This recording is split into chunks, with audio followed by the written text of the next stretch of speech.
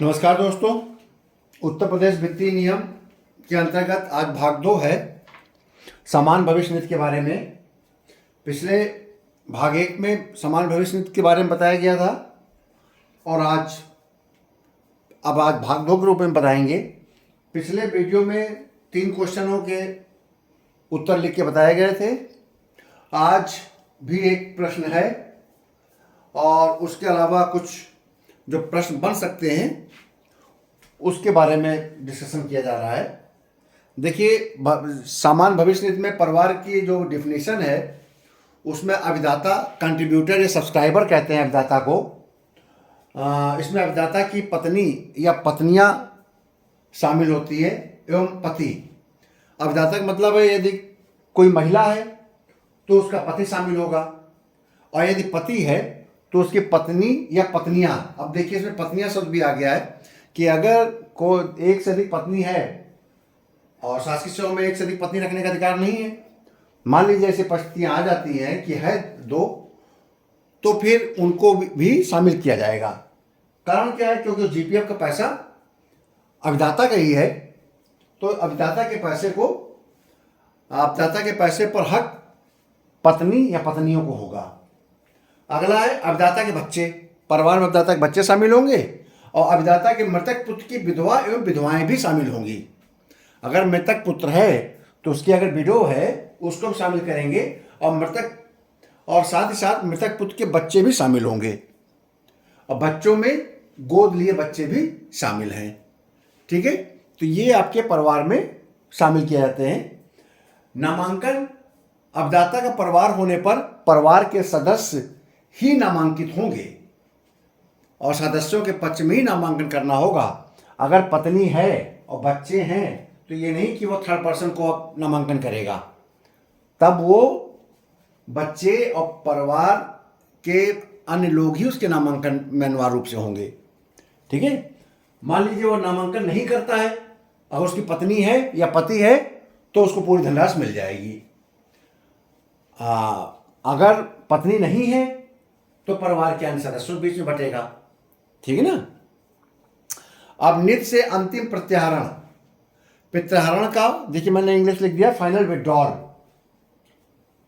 कुछ अभ्यर्थी ने बताया कि सर जब भी आप डिस्कशन करें या लेक्चर दें तो उसमें थोड़ा अंग्रेजी शब्दों का भी इस्तेमाल कर दें, क्योंकि हिंदी के बहुत कठिन शब्द हैं।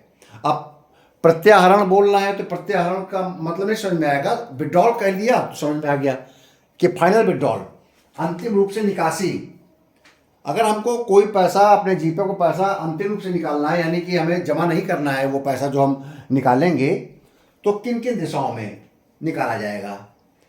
यदि अभिदाता की सेवा 20 वर्ष की पूरी हो गई है या उसकी नौकरी 10 वर्ष बची है, मान लीजिए किसी व्यक्ति 40 साल की उम्र में नौकरी में आया और 60 साल में रिटायर होगा, तो भाई 10 साल अगर नौकरी कर लिया तो 20 वर्ष की सेवा तो पूरी नहीं होगी। अगर वो 20 वर्ष की सेवा का इंतजार करेगा तो रिटायर हो जाएगा।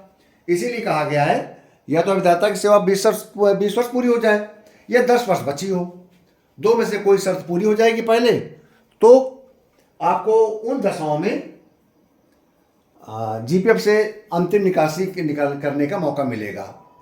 किन किन कामों के लिए? अभिदाता या अभिदाता के आश्रित संतान की उच्चतर शिक्षा की प्रतिपूर्ति होती, हायर एजुकेशन के लिए वो कंपनसेट करने के लिए, प्रतिपूर्ति करने के लिए, शिक्षा के लिए ले सकता है।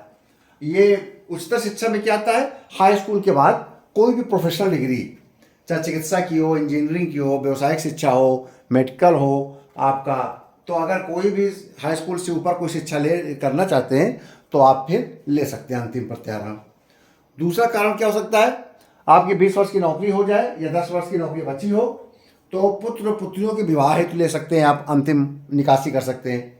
बीमारी प्रसूति की अवस्था के लिए निकाल सकते हैं। मोटर कार, मोटरसाइकिल, स्कूटर के लिए ले सकते हैं, लेकिन 50,000 से ऊपर नहीं। उसके लिए सीमा बनाया गया है आपका अग्रिम के रूप में। यदि अभिदाता की सेवा 15 वर्ष हुई है तो या 10 वर्ष की सेवा बची है, दो में से एक शर्त पूरी करता हो, तो मकान क्रय करने के लिए या मकान क्रय कर चुके हैं तो लोन चुकाने के लिए या हायर परचेज में अगर अपने पैसा जमा करना है तो उसके लिए, आवास की मरम्मत के लिए अनुरक्षण के लिए आप ले सकते हैं 15 वर्ष की सेवा पूरी करने के बाद, या 10 वर्ष की सेवा बची हो। लेकिन आवास और मरम्मत प्रवर्धन और रक्षण के लिए 75,000 रुपये तक ही मिल सकती है। ये लिमिटेशन है। पेपर में आ जाए तो बता दीजिएगा, आ जाएगा कि आवास के प्रवर्धन का मतलब होता है एक्सटेंशन। मकान में कुछ प्रवर्धन करना चाहते हैं, कोई कमरा बनवाना चाहते हैं और भी एक्सटेंशन करना चाहते हैं, तो मरम्मत तो रिपेयर हो गया। अनुरक्षण मेंटेनेंस में हो गया, पुताई पेंटिंग कराना है, आपको पूरा घर पुतवाना है, तो यह अनुरक्षण हो गया। इस काम के लिए 75,000। अगर आप मकान क्रय कर रहे हैं, मकान बनवा रहे हैं, तो आप ले सकते हैं 50% तक। ठीक है, 50% तक ले सकते हैं जितना जमा है। और अगर विशेष परिस्थितियों में अगर सक्षम प्राधिकारी स्वीकृत प्राधिकारी संतुष्ट है तो 75% भी आप ले सकते हैं। ठीक है, यदि अभिदाता की सेवा 3 वर्ष हो गई है तो वो जीवन बीमा की प्रीमियम जमा करने के लिए अपने नाम हो या पत्नी के साथ मिलकर संयुक्त रूप से हो, तो वो 4 इंश्योरेंस पॉलिसी तक हर साल पैसा निकाल सकता है प्रीमियम जमा करने के लिए। अंतिम रूप से अगर 50,000 रुपये जमा करना है 4 का, तो हर साल जीपीएफ से 50,000 रुपये निकाल कर अपना प्रीमियम जमा कर सकता है। अगर उसके 3 साल की सेवा पूरी हो गई है तो ये काम कर सकता है। ठीक है, तो आप समझ गए फाइनल विड्रॉल करने के लिए। और अनंतिम विड्रॉल करना होता है। अनंतिम विड्रॉल का मतलब टेम्परेरी विड्रॉल के लिए आपको जमा करना होगा। अगर आपने 50,000 रुपये निकाले हैं तो कम से कम 2 साल में 24 माह में ऐसी किस्तें बनाई जाएंगी कि 24 माह में आप उस विड्रॉल को जमा कर दें। मान लीजिए आपने 50,000 रुपये लिया तो 24 महीने किस्तें बनाई गई, तो 24 दूनी 48, 2,000 रुपये की किस्त बनेगी और अंतिम किस्त 4,000 रुपये की हो जाएगी, 50,000 रुपये जमा हो जाएंगी। तो ये एक्स्ट्रा जमा किया जाएगा जो आप हर महीने जमा करते हैं 10% या 10% से ज़्यादा, तो उसके अलावा आपको 2,000 रुपये प्रति माह की दर से अलग से जो आपने 50,000 रुपये अग्रिम ले लिया है वो लगातार आपको जमा करना पड़ेगा। इसके बाद जो अगला वीडियो आएगा उसमें मैं एक प्रश्न दूंगा आपको और उसको समझा दूंगा, जिससे कि आप जीपीएफ के प्रश्न को हल करना भी आ जाएगा। मान लीजिए पेपर में एक छोटा सा क्वेश्चन उसने दे दिया तो आप उसे हल कर सकें। आपका जीपीएफ इस बार मुझे इम्पोर्टेंट लग रहा है, हो सकता है कि क्वेश्चन आ जाए। तो आप लोग अपनी तैयारी को इस प्रकार से रखिए कि उत्तर प्रदेश वित्तीय नियम के किसी भी पोर्शन से कोई क्वेश्चन आ जाए आप कॉन्फिडेंट रहें। थर्ड पेपर में आप ज़बरदस्त कॉन्फिडेंट रहें, कोई क्वेश्चन आएगा हम कर देंगे, आपको याद होना चाहिए, उसके रूल्स पता होने चाहिए। अभी भी आपके पास समय बहुत बाकी है, लगभग 1.5-2 महीने हैं, लेकिन ये बहुत तेज़ी से निकल जाएगा, बशर्ते आप प्रतिदिन 2 से 3 घंटे जरूर पढ़ते रहें और मेरे वीडियो को लगातार सुनते रहें। अब देखिए अगला प्रश्न है, सेवानिवृत्ति पर जीपीएफ में जमा धनराशि के 90% के भुगतान की प्रक्रिया का वर्णन कीजिए और से 10% के धनराशि के भुगतान किस प्रकार होता है। आपको पता है जब रिटायरमेंट होने वाला होता है कर्मचारी तो नियम ये है कि सेवानिवृत्ति की डेट को उसको 90% जमा धनराशि का 90% दे दिया जाए और उसके बाद तुरंत 10% के लिए महालेखाकार को उसकी जीपीएफ पासबुक को भेज दिया जाए। ये रूल है कि रिटायरमेंट की डेट को उसको 90% मिल जाना चाहिए। और तो अब यह था 90% के लिए करना क्या होता है। तो देखिए जब व्यक्ति रिटायरमेंट होने वाला होता है तो जो ड्राइंग अफसर है जिसको डीडीओ बोलते हैं, डिस्बर्स ड्राइंग अफसर, वो आपकी जो पासबुक है उस पासबुक को पूरा गणना करेगा, आपका अपडेट करेगा और उसके साथ साथ अंतिम भुगतान के लिए एक जीपीएफ का प्रपत्र है 425 का और 425 खा। 425 खा तो आपका समूह घा के लिए है और 425 का किया जाएगा समूह घा के अतिरिक्त अन्य अभिदाताओं के मामले में 425 का पर आवेदन करना होता है। समानता पहले 425 का को भरना होता था अभिदाता द्वारा, लेकिन अब वो नियम हटा दिया गया सन 2000 में, और ये कहा है कि अब ये बाध्यता नहीं है। अब ये जरूरी नहीं है कि अभिदाता आपको फॉर्म भर के देगा तभी आप उसका पैसा निकाल के देंगे 90%। अब डीडीओ की जिम्मेदारी है कि 425 का पर आवेदन की प्रतीक्षा नहीं करेगा, और बल्कि 425 का स्वयं भरेगा। अपना पोर्शन जो है वो पूरा भर कर डीडीओ, जिसमें 5 वर्ष का आपकी आगरण शीट भी होगी, 5 वर्षों की आगरण शीट भी बनाएगा। 5 वर्षों की आगरण शीट का मतलब है 5 वर्षों में कितना जमा किया, कितना निकाला, इसका पूरा ब्यौरा कैलकुलेशन शीट बनाएगा। जीपीएफ में कितना पैसा जमा किया वर्तमान, कितना ब्याज लगाया और कितना अवशेष रहा वर्षवार, 5 साल की गणना तैयार करेगा। और इसे यानी कि 425 का फॉर्म भरेगा, जिसमें बताएगा कि कितने परसेंट, कितने 90% की हम रिकमेंडेशन कितनी कर रहे हैं। 5 वर्षों का आगरण शीट तैयार करेगा अपनी जीपीएफ की पासबुक से, उस अवदाता की जीपीएफ पासबुक से 5 वर्ष की कैलकुलेशन शीट तैयार करेगा।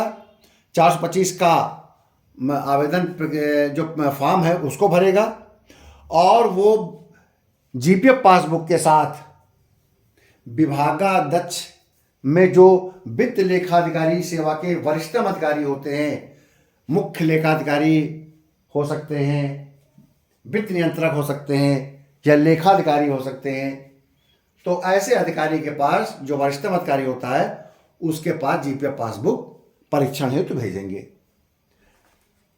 विभाग का जो वित्त नियंत्रक होता है, वित्त अधिकारी होता है, वो जीपीएफ पासबुक का परीक्षण करेगा, और परीक्षण करने के पश्चात कैलकुलेशन को देखने के बाद उसमें से जो सही अमाउंट होगा उसका 90% भुगतान की संस्तुत करेगा, और भुगतान की संस्तुत करके स्वीकृता अधिकारियों को भेज देगा।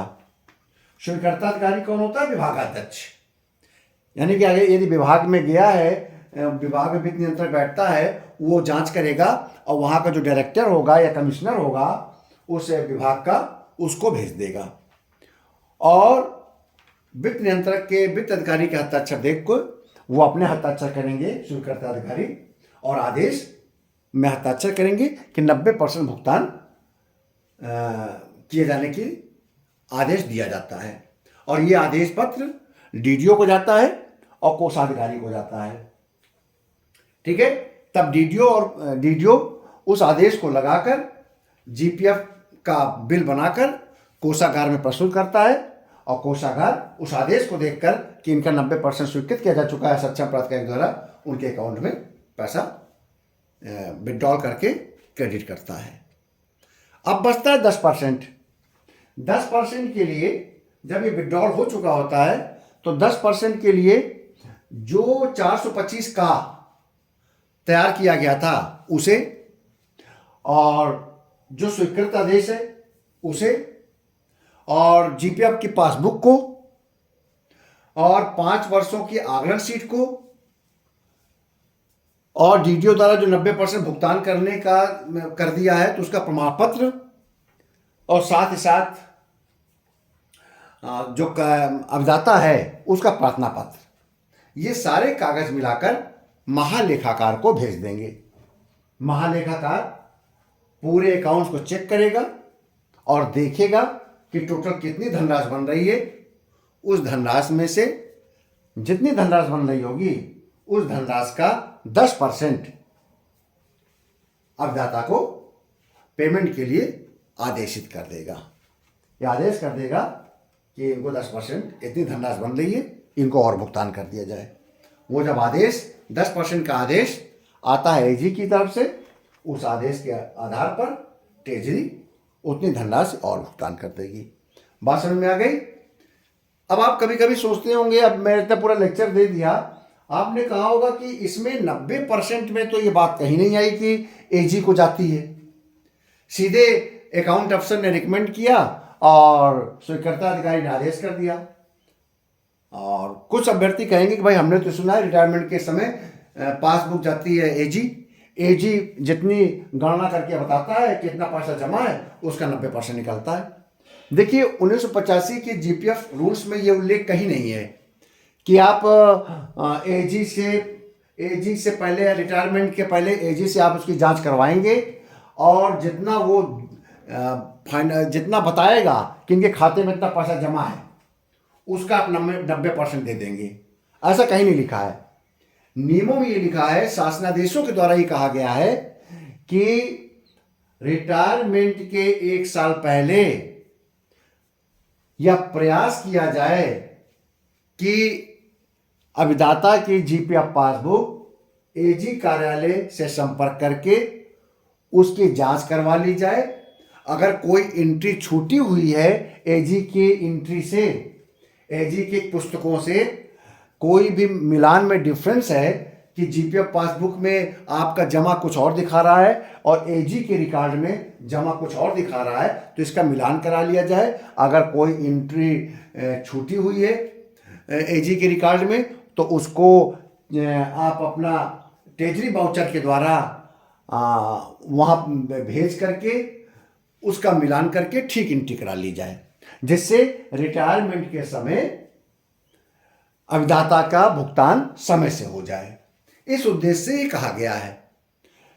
और यह भी कहा गया है कि लेकिन इसका मतलब ये नहीं कि आप अगर आप महालेखाकार से नहीं जांच करवा पाए हैं, जीपीएफ पासबुक को मिलान नहीं करा पाए, तो आप विलंब करें भुगतान के में। विलंब किसी दशा में ना करें, बल्कि भुगतान सेवानिवृत्ति की डेट को कर दिया जाए। अगर आप मिलान नहीं कराते हैं तो जो भी स्वीकृता प्राधिकारी है उसकी जवाबदेही ही होगी अगर किसी प्रकार का अधिक भुगतान हो जाता है।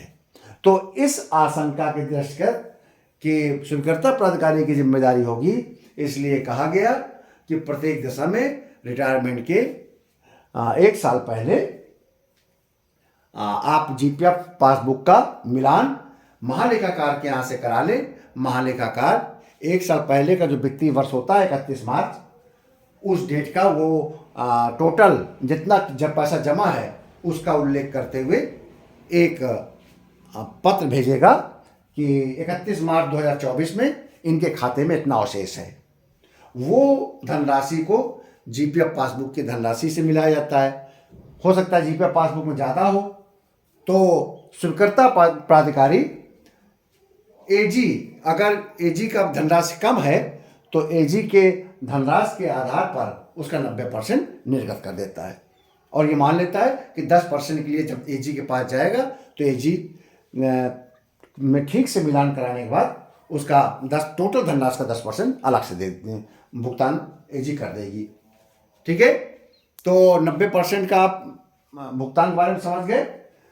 90% के भुगतान के लिए एजी के लिए मिलान कराने के लिए सेवा पुस्तिका जीपीएफ पासबुक भेजना अनिवार्य नहीं है, बल्कि ये नियमों में कहा गया है, शासनादेश में कहा गया है कि 1 साल पहले, रिटायरमेंट के 1 साल पहले इसलिए मिलान करा लें ताकि अगर कोई एंट्री छूटी है एजी के रिकॉर्ड में तो एंट्री वहाँ पर पूरी हो जाए। आप साक्ष्य ले जाइए, सबूत ले जाइए, जिससे वो एंट्री कर देगा, उतनी धनराशि बढ़ जाएगी और आपकी जीपीएफ पासबुक और एजी के पुस्तिका में जो उनका लेजर है उन दोनों में भिन्नता नहीं रहेगी, एकता आ जाएगी। और ऐसा होने से दोनों जगह पर अगर एक ही आंकड़े रहेंगे, सेम धनराशि रहेगी, तो रिटायरमेंट के समय अभिदाता को भुगतान करने में आसानी रहेगी और समय से उसको पेमेंट मिल जाएगा। ठीक है, अगले वीडियो में हम 1 या 2 प्रश्नों के उत्तर के बारे में बताएंगे, एक आध समझ देंगे, उसका उल्लेख कर देंगे और इस प्रकार से आपका जीपीएफ के जो सामान्य रूल्स हैं वो आपके पूरे हो जाएंगे। बहुत बहुत धन्यवाद।